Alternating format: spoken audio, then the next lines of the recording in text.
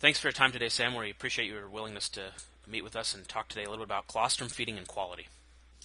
One of the comments that I received when setting up this call with you is to talk a little bit about your involvement with the gold standards.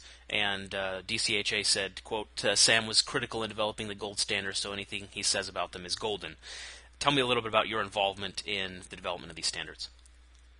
Well, Walt, I was on the committee that developed the standards, and I was fortunate to have the opportunity to write the first draft of the Gold Standards 1, that is birth through 6 months.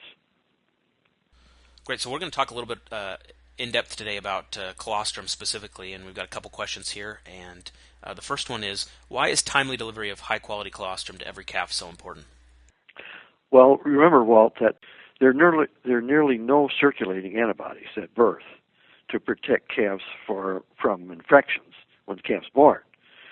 So, beyond nutrition, colostrum is really the only protection the calf has against infection. So when we know that probably 40 to 50% of the ability of a calf to absorb antibodies are gone within the first 6 hours, that means sooner's always better. The calf really needs to have the antibodies fed to her early if they're going to end up in her bloodstream. Sooner's always better. Okay, you don't have to wait 4 hours. You can do it just as soon as the calf is up on her feet, preferably. Now, the body weight thing, if you translate that into the average Holstein calf, that's 90 pounds roughly, and that means 4 quarts of colostrum. And it takes that amount of average quality colostrum to get enough antibodies into the calf so she has reasonable protection against infection. And that's how the science supports what we're saying. Let's move into that quality question that you just talked about. What are the measures of good quality colostrum?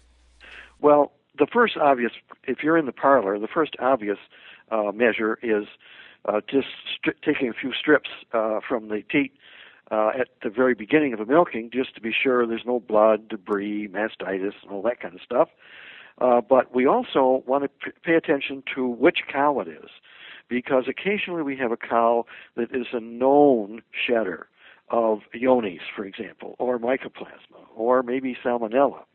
And the colostrum from any one of these animals that's a known shedder due to prior testing should be discarded, never used. But from the average cow, we do like to check, once we've milked her out completely, we like to check the IgG concentration. Now, there are a couple of methods. One's to use a colostrometer. It's a hydrometer that just tests for the density of the colostrum, and that's a proxy for the antibody concentration. In our standards, we say we want that kind of test to show more than 50 grams per liter, and that, if you've ever used one, is in the green range. Now, more recently, we've had some work. In fact, the article was published in the Journal of Dairy Science this past August on using a Brix refractometer. And that's reasonable. They work, both digital and optical. They work well. We like to see the value at 22 or greater.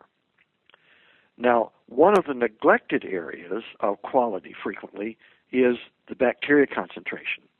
We've found that in many farms, the bacteria concentration is high enough to almost ensure the calves will have an enteric or scours infection in the first 2 weeks of life. So we're encouraging people to work with a veterinarian and take colostrum samples as fed and have them cultured for bacteria content. Now, in our standards, we suggest we'd like to see standard plate counts under 100,000 or a coliform bacteria count specifically under 10,000. Now, my personal experience in the field suggests that these are pretty liberal values. If you can't meet these, you've got some real bacteria control problems. I like to see them half of that if you're going to have really good calf health.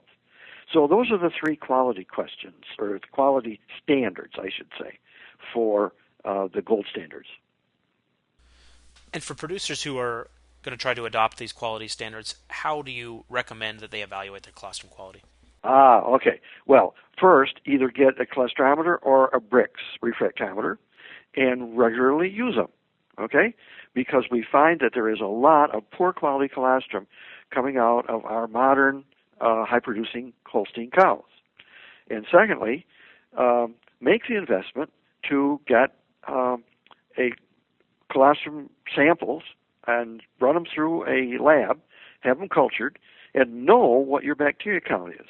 Now, my recommendation to farms is generally quarterly do this. Now, obviously, if things aren't good, you're going to want to do it more frequently. And if things are really, really good, my clients, I recommend they only check it twice a year.